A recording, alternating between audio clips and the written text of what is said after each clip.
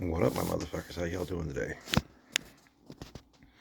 I don't think I've ever done a video that I've been more afraid of, but here we go. So, today we're going to talk about my God. My God. Which is to say, my understanding of God, my perception of God, my understanding of this reality. It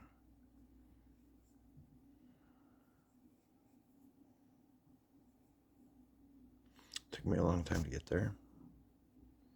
Every day is a new journey, a new lesson. Every day I'm refining who I am, where I'm at in this world.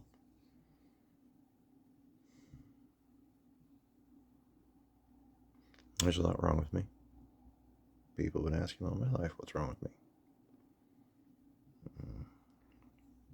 Could probably do a couple of videos on that. Since I was young, I suspected that there's going to be a good chance I'll have some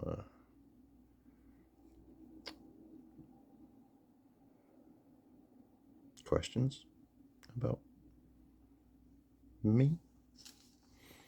Some things to be studied or pondered. A lot of unusual aspects to my life. But today we're going to talk about God. And my relationship with God is, to my knowledge, one of those unusual aspects of my life. I've never met a living soul that agrees with my concept of God. Some agree with parts. Most of the planet rejects my idea outright. I will never tell you that my God is right and yours is wrong. Faith, by definition, requires an absence of proof. So if you have any proof of your God, by all means, please share it with the class. I offer none of mine. All my proof of my God is in me, happened in me, in my life, the journey I walked through, and that should never be used as a substitute for you and your relationship with God. And to be perfectly honest, one of the things that's different about my relationship with God, my God, one of the things that's different about my understanding of God, he doesn't give a fuck if you want to worship him. Or, to any churches out there that like want me to shut up about what I'm saying, cool, no problem. $5 million a year. You give my kids each $1 million. Well, hit me up in the DMs. We'll work it out, and I'll make my faith whatever the fuck you want it to be. My God, don't give a fuck about that. I mean, it's so weird how I'm sorry, I don't mean to be disrespectful to you all, but I can't understand your relationship with God. And this has been one of my problems since I was like 4 years old. They told me that we were going to go to the house of worship, talk about God, learn about how great he was, and that he had done all this, that, and the other. And I'd already been through some shit. I'd already seen some shit, I was like, wait, there's some dude that did all this? And I can talk to somebody about this shit? And when we got to his house, I was like,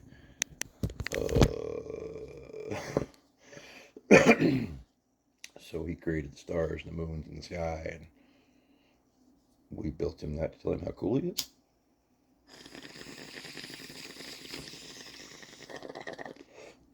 I hope he's loving and kind. Nope, he ain't. I mean, you get there, walk some sort of invisible, mystical path, and I guess he gets you there eventually or something. I don't fucking know. I don't know what they're yawning about, but I was a poor kid living with my grandma. Because I was poor, they started passing around the collection plate, for the poor. So I saw this stack of cash coming around.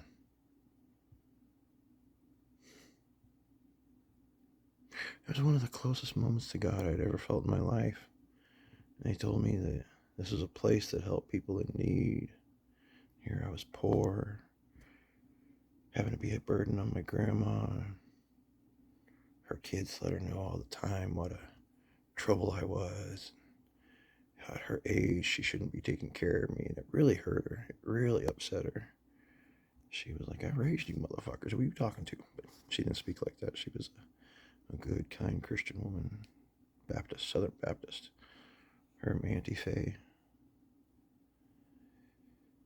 They walk the walk. They talk the talk. They practice what they preach, so to speak. So when that collection plate came around to me, I was going home, y'all. I was on my way home. I did not expect the reaction I got when I started helping myself to the cash out of that plate. Nope, was not what I anticipated. Yeah, it hit the fan.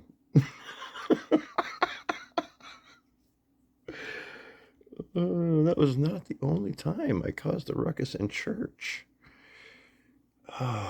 First time I was ever accused of being a blasphemer.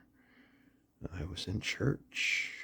I literally saw a little old church lady clutch her pearls. Blasphemy. Took me a couple of years to figure out what the fuck that word was, but I remembered. I was like, huh, blasphemy, okay. The problem there was my daddy. He was what could be called a long-haired hippie freak, so to speak. In my childhood, he had really long hair, and he was a bit skinny. And I was very defensive of my parents when I was staying with my grandma, because again, like a lot of the family, all the family loved me and supported me and understood that my parents splitting up and going through some trouble. And a lot of the anger from my dad's side of the family there was justified. At the time and in hindsight, I could see where they're coming from. It wasn't necessarily grandma's responsibility, of course. And my parents ran off to do other things and start other families. And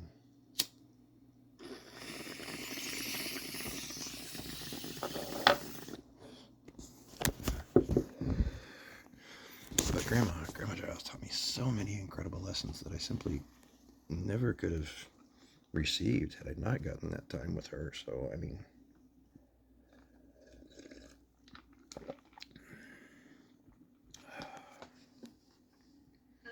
I'll always be grateful for that time, for her education about God and trying to understand your place in His universe.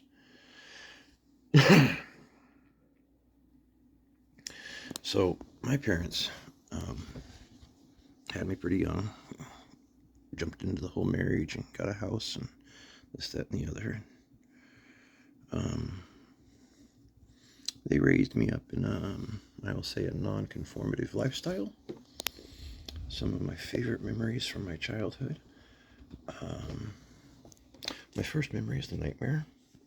It's a nightmare about Batman and the Joker. And I genuinely don't know if I had words at the time of the nightmare. I remember my parents talking and saying things, but I don't remember if I had words. I think I was in a panic freak out, but Batman had stopped to pick up Robin, but Robin had to get in the back seat because I was in the passenger seat.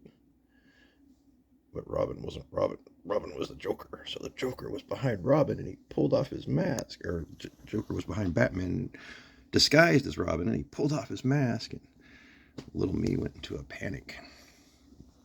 I always thought I was like 3 or 4 when that memory happened, but I was like 2. And I remember trying to jump up and reach the handle, and my mom fucked my dad, and I got to crawl in bed and sleep with him for the night. My next earliest memory,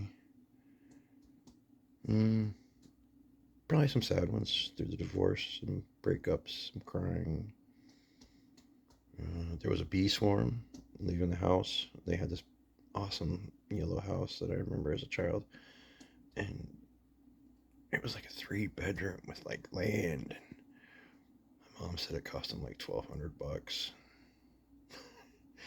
I mean, it was 1970, what, 6, 77. So they split up and they lost it. But there was this bee swarm one day when we were coming out of the house, and we had to walk through it to get to the car. It was an exciting adventure. I remember a joint being passed around a house party that was bigger than me, like 7 to 8 feet long. They ran out of rolling papers and had to use newspaper. I was openly using drugs from a very young age. The first time they'll ever admit to getting me high was a contact high that my mom got on a car ride to a concert. Other people were smoking. As soon as she got pregnant, she knew to quit smoking. But they didn't isolate, and they didn't really understand parts per million and the science behind it. So even if she wasn't, catching contact highs, the fetus inside of her was. And then when I was no longer a fetus, it was never hidden from me. It was done around me openly. And contact highs are very overrated. Well, no, that's not what I'm misunderstood, I guess, would be like most people think a contact high as somebody smoked weed 2 blocks away and now you're high. You got to really be in a heavy to really get a good high that way. But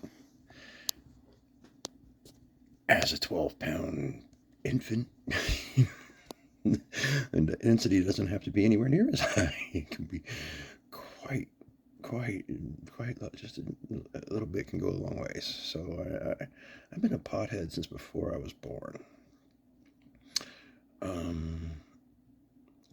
My first job was helping strip the paint off of stolen cars. The first time I ever fled from the cops was at a house party. This was all before my third, or no, it was right after my 3rd birthday. In the cops' defense, they weren't looking for me, but I was still the first one out the fucking house. I tried to find the parent that was involved in it, but I didn't spend too much time. The sirens were getting close. Popo was coming. It was time to go. So by the time I got to church, well, I came in there with some stories those church ladies were not ready for.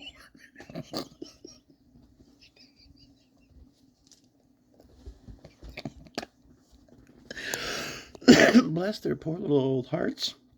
For the love of God, I wish I could go back and watch a videotape.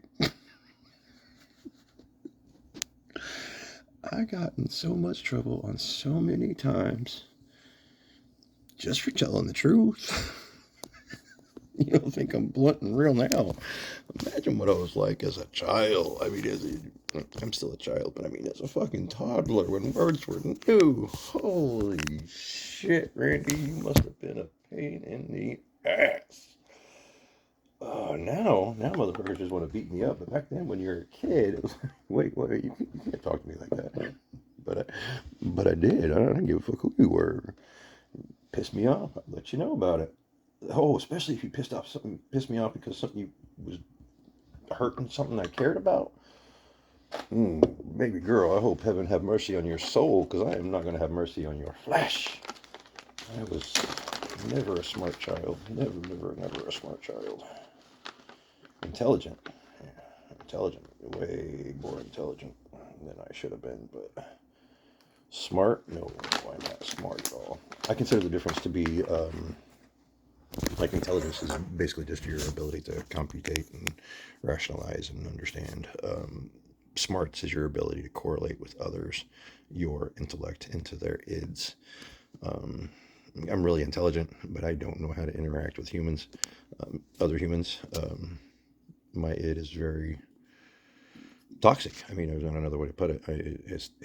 I am the definition of toxic. Um, my id is very frilly lizard, you know. Um, it doesn't take your reality um, legitimately. Um, it makes no sense to me. I can't comprehend the way you guys see life. Um, I'm 51 years old, and I'm just starting to learn that you guys don't have 6 schemes to every action you do in life, and I can't comprehend that. Like, you just go through life and one thing. Like, my schemes have schemes and no scams. I'm never trying to take anything more than I'm giving. The way, oh gosh, I wish I could see the world through the way you guys do. Like, to be able to trust in the love of others.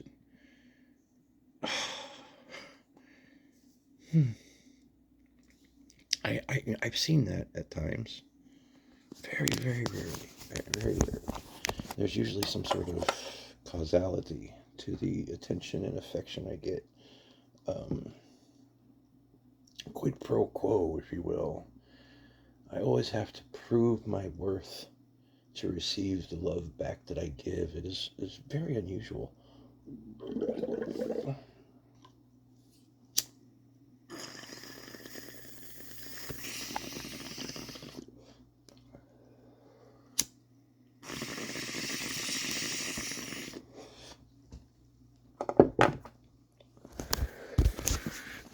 But I'm starting to understand how my id is the cause of that.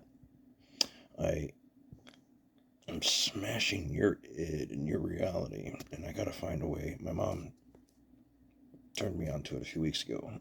My intensity. I need to find a way to turn down my intensity and bring your reality into mine instead of trying to force mine into yours. Always trying to work, always trying to understand. So, when I was living with my grandma, it always felt like everybody in the family hated my mom and dad. They were burnt out junkies, dumped me off on grandma, and everybody hated it. Not everybody. Auntie Faye, Uncle Doug, they loved me. They had my back. Uncle Alan, I think Uncle Alan really loved me. Auntie Mary, I love you deeply, but I don't think you ever liked me. Which isn't to say I wasn't a smart-ass little brat. I wouldn't know. I've always been a smart-ass little brat. I'm just really intelligent. I can't help it. I speak my mind honestly, directly, and truly. It's been a fault my entire life. They say be honest. No. Don't be true. No, people don't like the truth. People want to be lied to convincingly. They want you to placate their feelings. But nobody ever placates mine. Like, nobody ever gives a fuck how they feel about, or how I feel about what they've done to me. They just want me to understand their point of view. I usually do understand their point of view. I usually analyze it and twist it and understand. And even back then as a child, I understood their point of view. I did. And it wasn't my grandma's responsibility to raise me, but I was there with her, and we had a good life. And there were a couple family members that were a little harsher about it than others. My grandma and I, we spent a lot of time comforting one another. As a child, I had super, super, super good hearing. It's part of what the headphones are all about. I try to drown out your reality, otherwise I know way too much shit about you. I still have pretty good hearing. Headphones help me focus, drown out the background. Flag me down if you want to talk to me.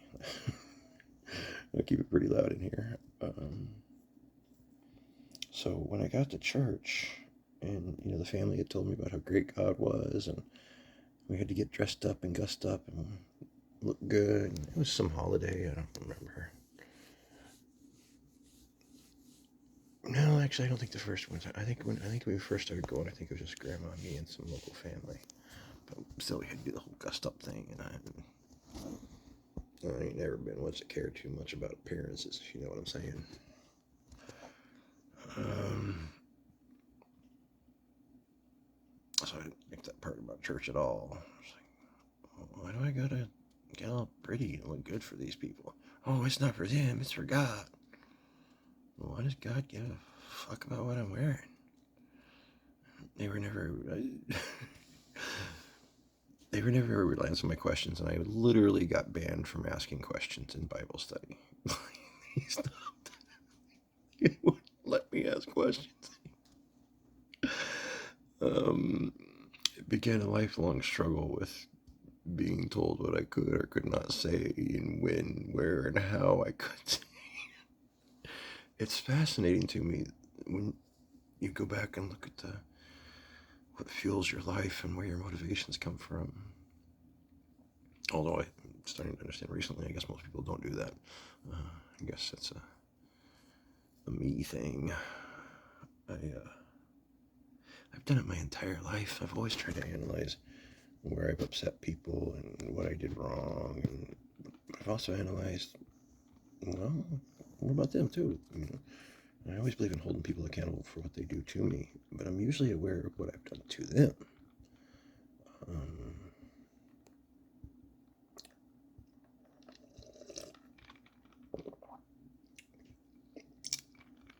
So when I got to church, like the first time that I recall,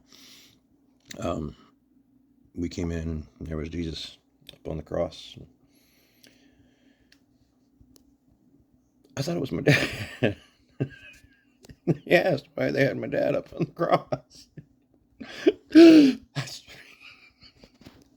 What? What's that word? That was like day one. That's like I crossed the threshold.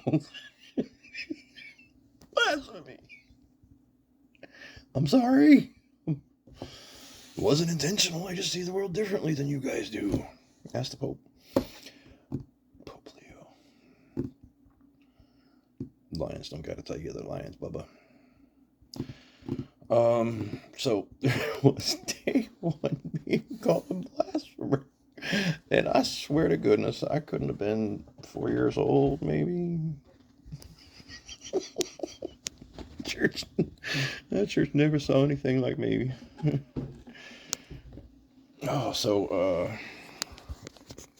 little while later, passing around the collection plate, tried to help myself. I was repeatedly told what I couldn't talk about.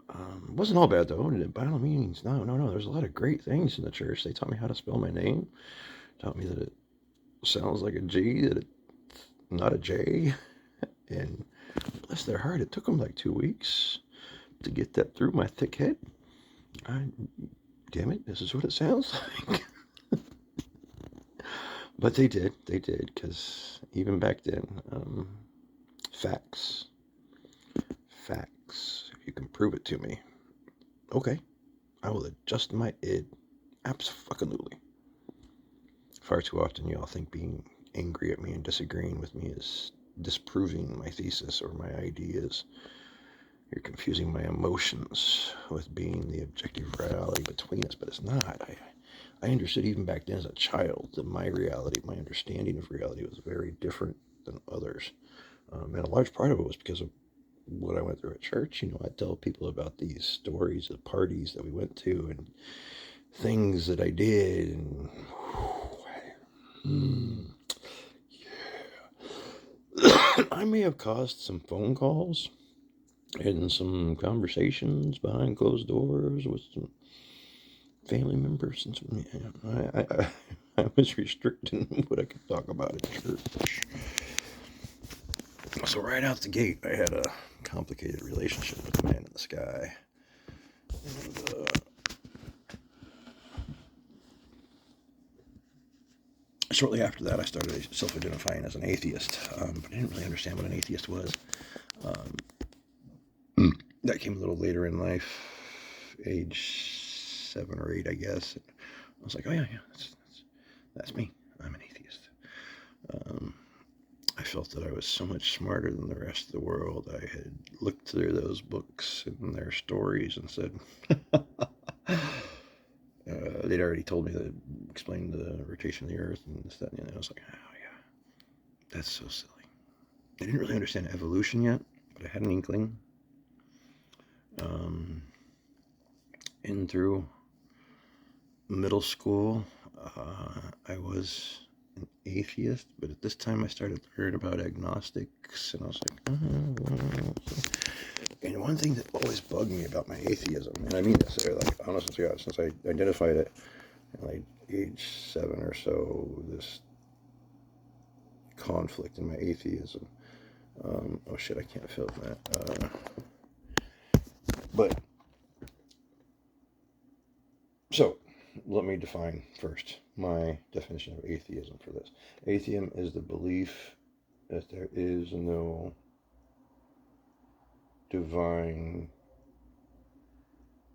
divinity to the universe, that it's all explainable through physics and math, and that there is no God, no heaven, no hell, and there's everything that we know is just a randomness through the Big Bang.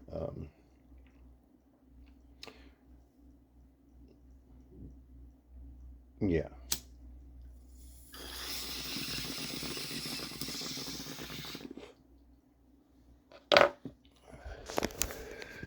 And another key component to atheism is that all religions are horseshit. They're all lies, and people are stupid to believe it. Which, again, isn't like a codified thing. It's just a very common trait.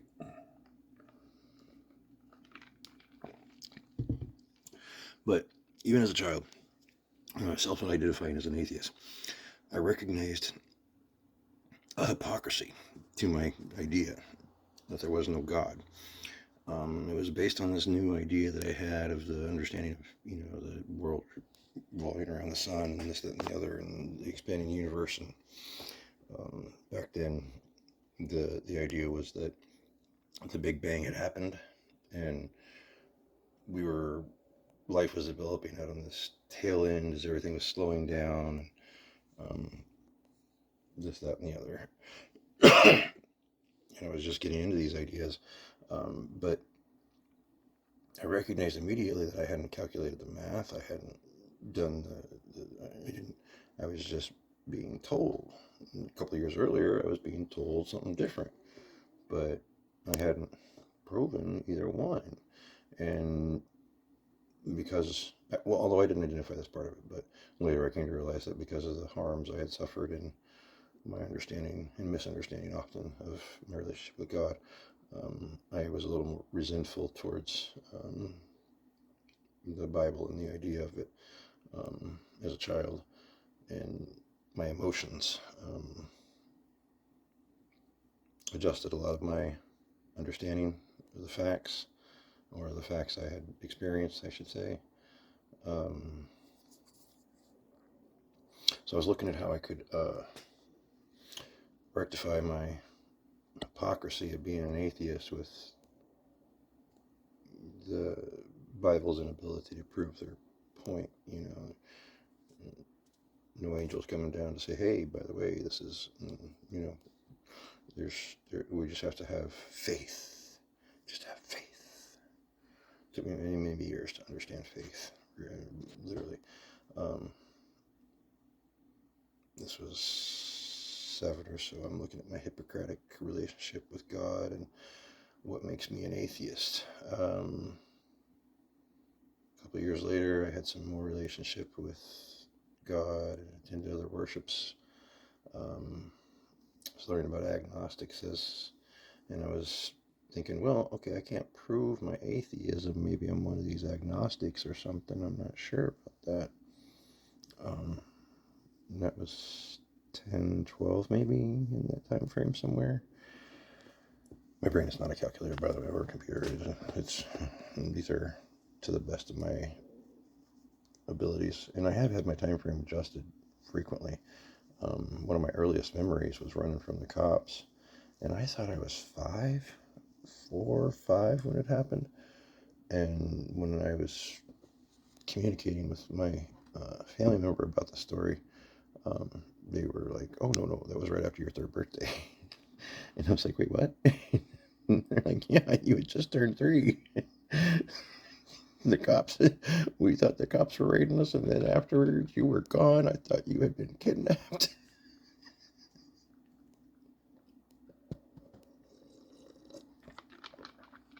And I do remember it being after summer evening, which would be after my birthday at some point. It happened much earlier than I thought it did.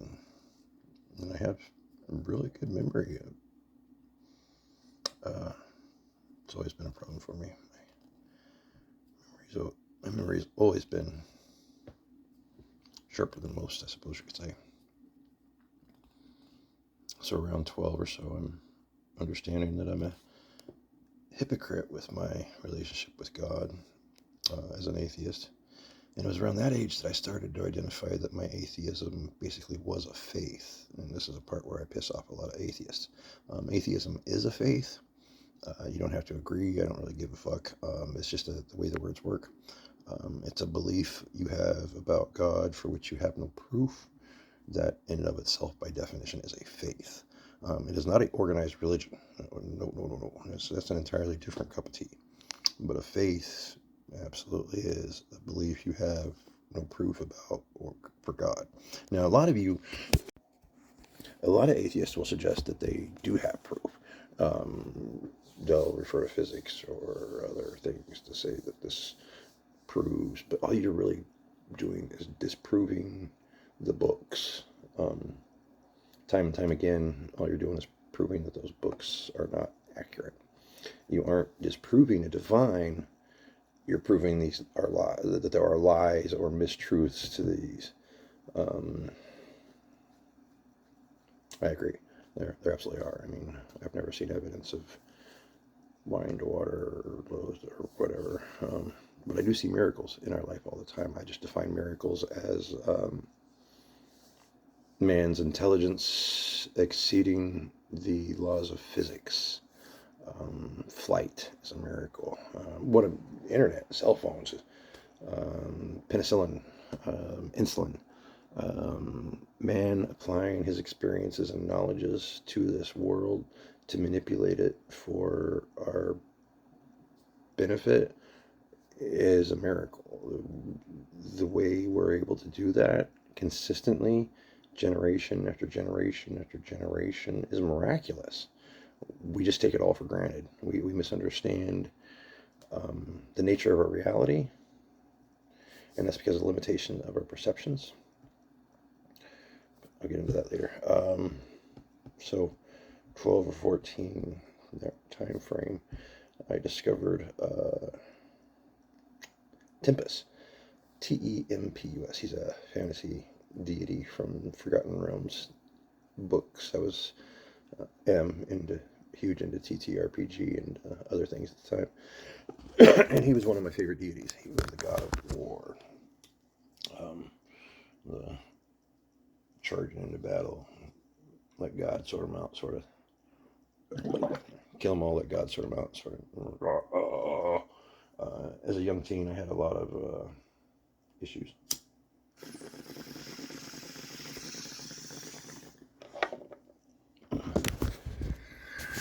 Still lots of issues, but I'm working on it. So I actually started worshiping a fake deity, Tempest from Forgotten Realms. But it was sort of an inside joke to myself, as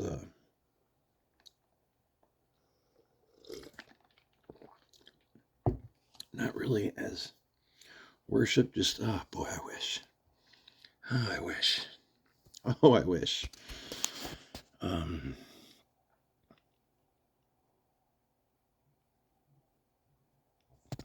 He was the god of war, god of battle, and I kept praying that he would just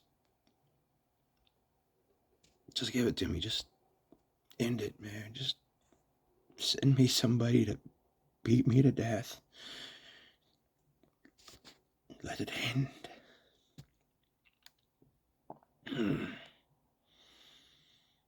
He didn't answer. Big surprise. So,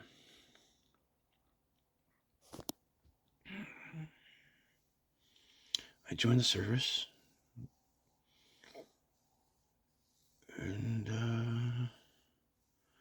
went and did the things I did and got to see the world and put my boots on the ground in different places. And most of it from a ship.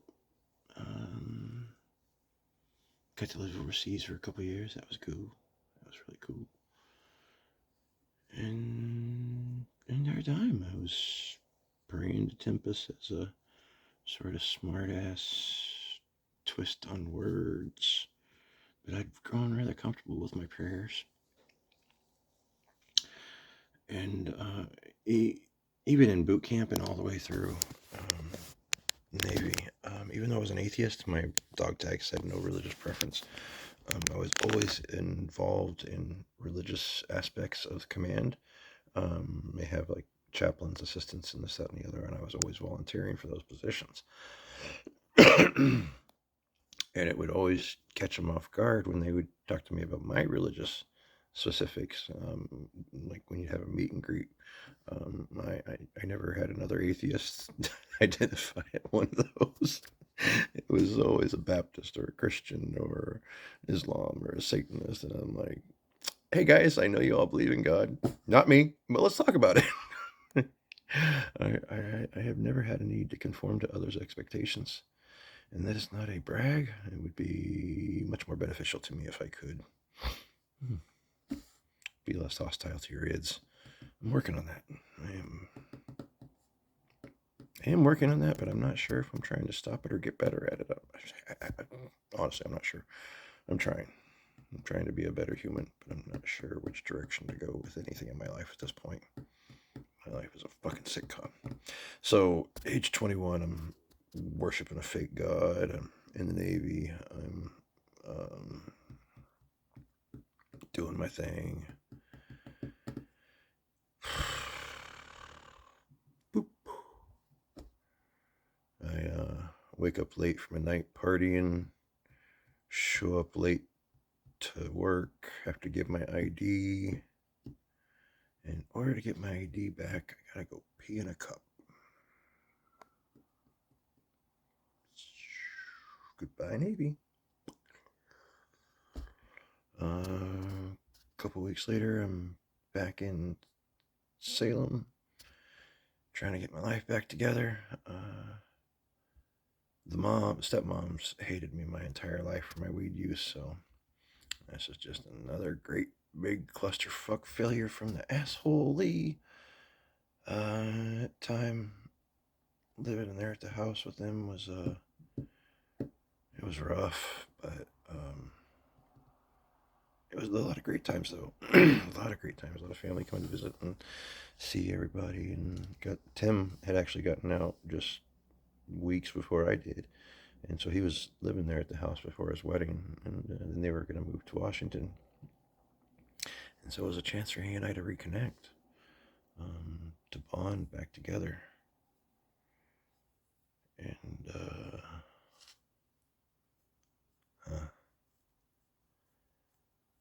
yeah, so I got out in September, and December, just a couple months later,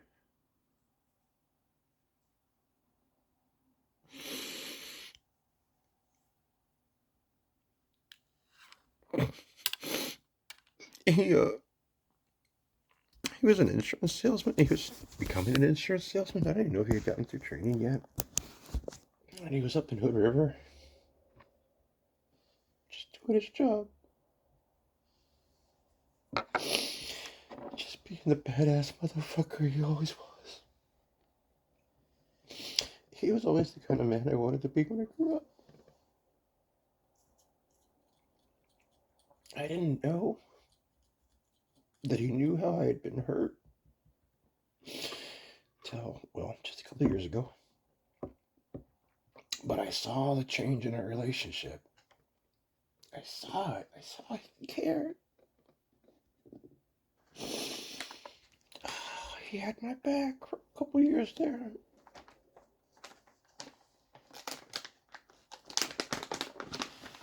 And then on one December morning, a lady was doing her job, going the opposite direction. She was a daycare provider. She had her kids in the car. One of them got out of the seatbelt. She tried to get him back in.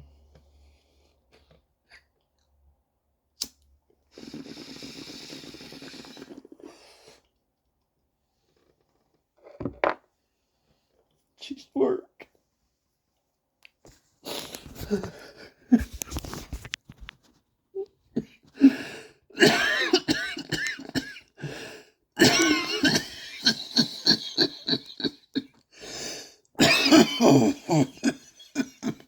Good. Damn.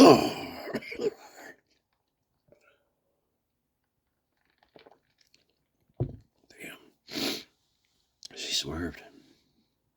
She was trying to buckle her baby back up. In an instant, drifted into his lane. Head-on collision. He was a big man, tall, skinny as a twig, but tall. There wasn't much space between him and the roof of that car. I was in a good condition.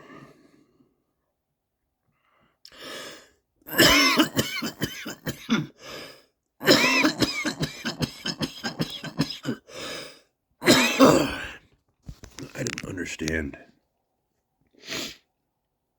at the time how important he was to me. I just knew him as my big brother Tim. He was the son of a bitch that killed me the first time I played D&D.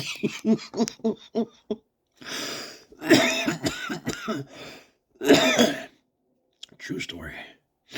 But he was also the first person to ever play D&D with me. And he let me make a wizard.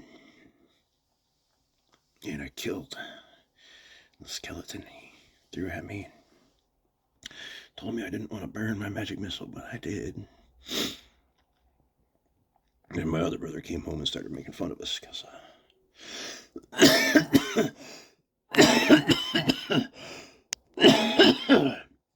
we were the little brothers playing his game. And the next encounter that Tim threw at me was a great red dragon.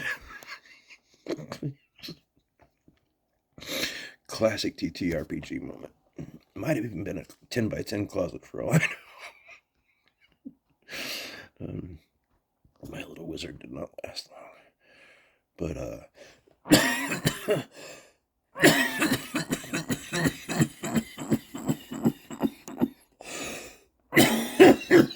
oh, good gracious. Oh, excuse me. Oh, damn. I apologize. All right. So, Tim was gone just like that, man. As it happens. That's the nature of the game. And family was devastated. My poor mom. Oh, that poor lady. She was so hurt. At one point, at the hospital, when we're talking about what happened, she starts trying to flee the scene because she had to get home to get it ready for when he got home. It was heart-wrenching.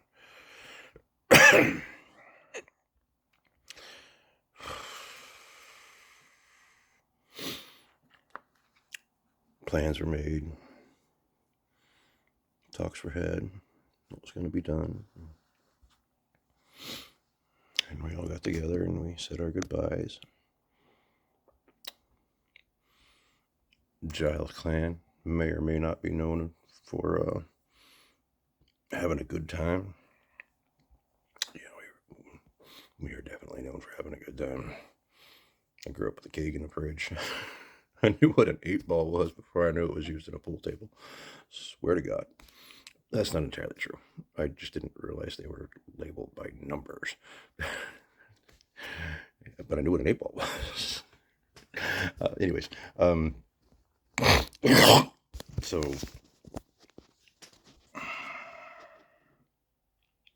brother's gone. We're celebrating, sitting around talking and crying and reminiscing about the good old days. And it was one of the, I don't want to say best.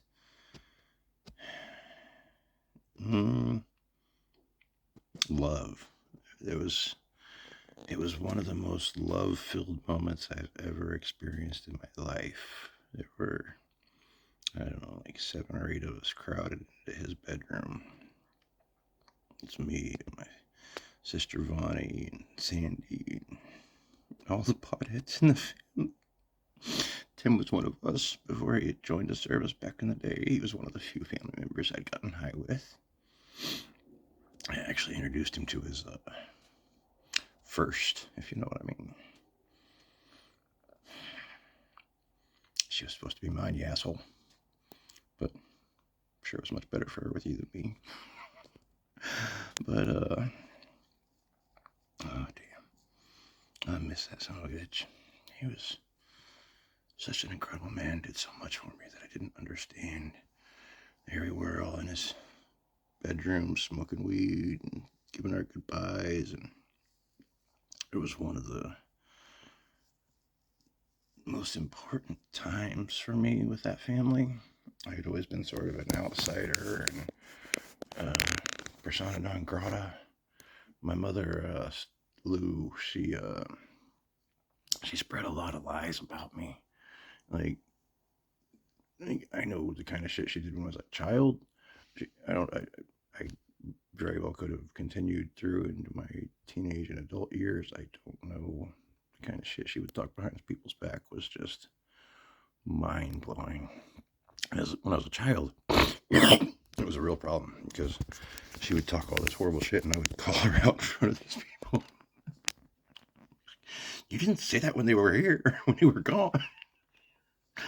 I got in a lot of trouble for that. On many occasions, on a bunch of different, I got in a lot of trouble for a lot of things.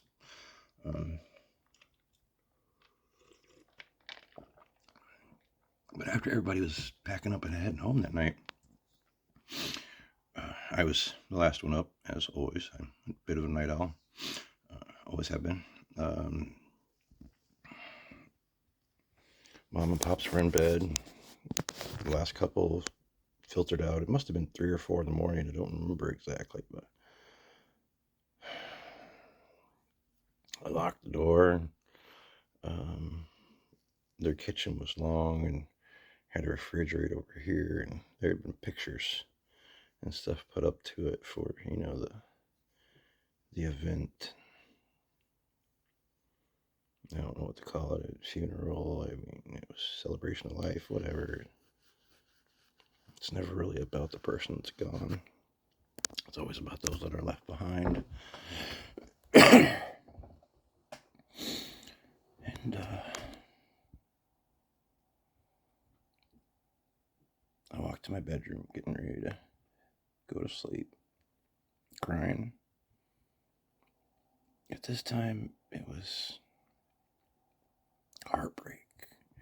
I was devastated. I was alone. It was late at night. The last people that I could talk to about how fucking awesome he was gone. It was just me trapped there with the knowledge that I was never going to get to hang out with them. Our kids were never going to get to play together. I was never going to get to complain to him about my girlfriend. And I walked by the refrigerator. And there he was, his handsome motherfucking face, just smiling for the world.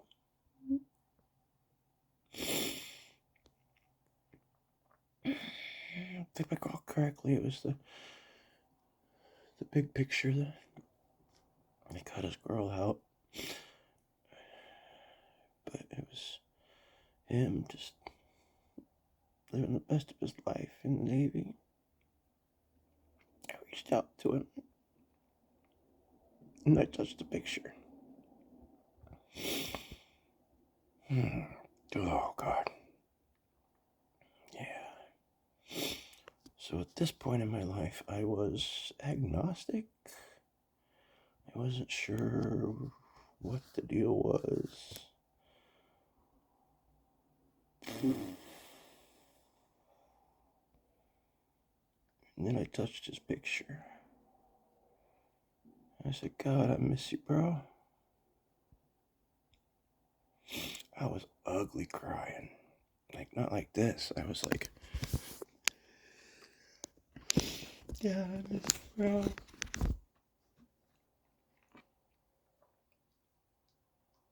And then I didn't. I didn't miss him at all.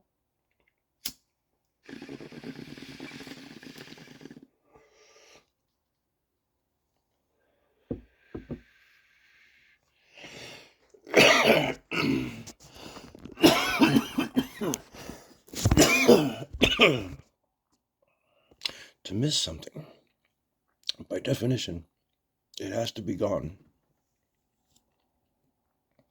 And you can't miss something when it fucking hugs you. You can't do it. I miss you. And he hugged me. He pulled me in close. He pressed tight. He put his hand on top of my head. He never fucking did that to me in our entire fucking existence. He did that night. He was a fucking box of ash on the counter. Actually, I think he was at the... But you get the point. He wasn't there. He wasn't there. But he was. It was my fucking brother.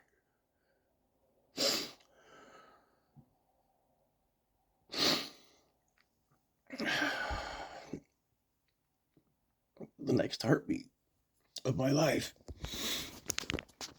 changed everything.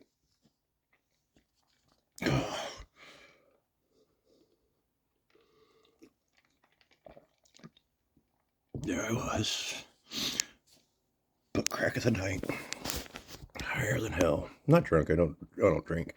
Everybody else that was there was drunk, but they'd all left and gone. It was just my regular time of the night, doing my regular thing. I'm not saying goodbye to my brother. I touched his picture. God, I miss you, bro. Then he hugged me. And right then, I saw it. That you see your life. You know, it wasn't like frame by frame. It was bam, bam, bam, bam, bam, bam. And I saw everything that I had gone through. Every path I had walked set me right there in front of that refrigerator. It was like that parable, that footprints in the sand sort of thing. Like I had felt like I had walked alone my entire life. And then standing there in front of that refrigerator, I looked back on my life and I saw the footprints in the sand. It had been with me all the time.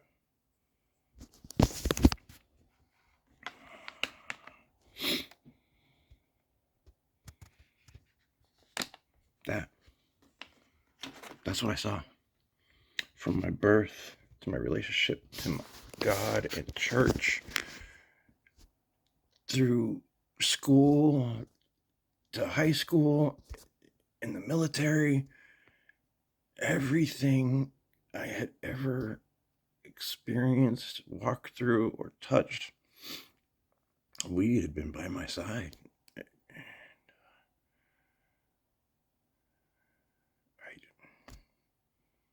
And I said, oh, okay.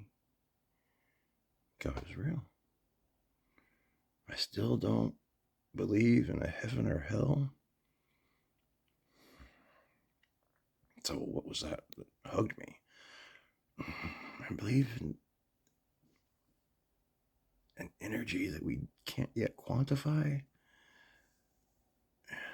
I suspect that if there is a heaven or hell, it's simply this existence that we have created.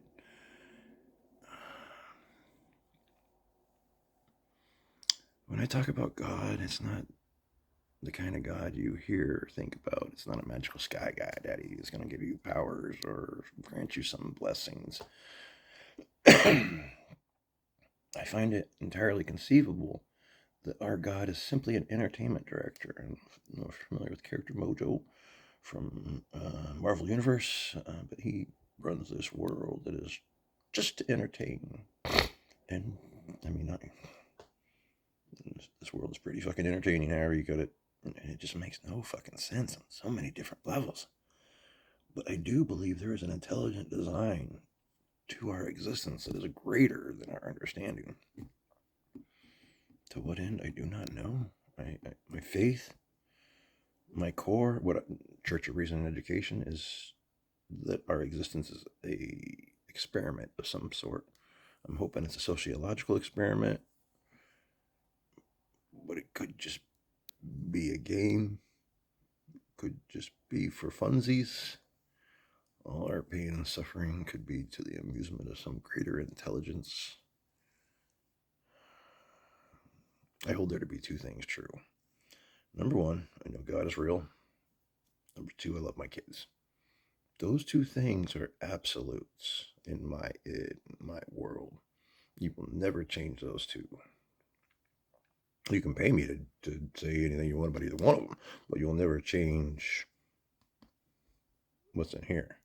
But you can do all kinds of things to make me say, do, or whatever you want to against those two. Threaten them a little bit. I don't know. Fucking all right. Say whatever the fuck you want. It won't change what I think, love, or feel. Those are the only things I hold to be true. Everything else, it's open to negotiation. Maybe. So when I talk about God, I'm talking about a design beyond my understanding. All right. Fuck. Love you always and forever. Stay amazing. Do your thing.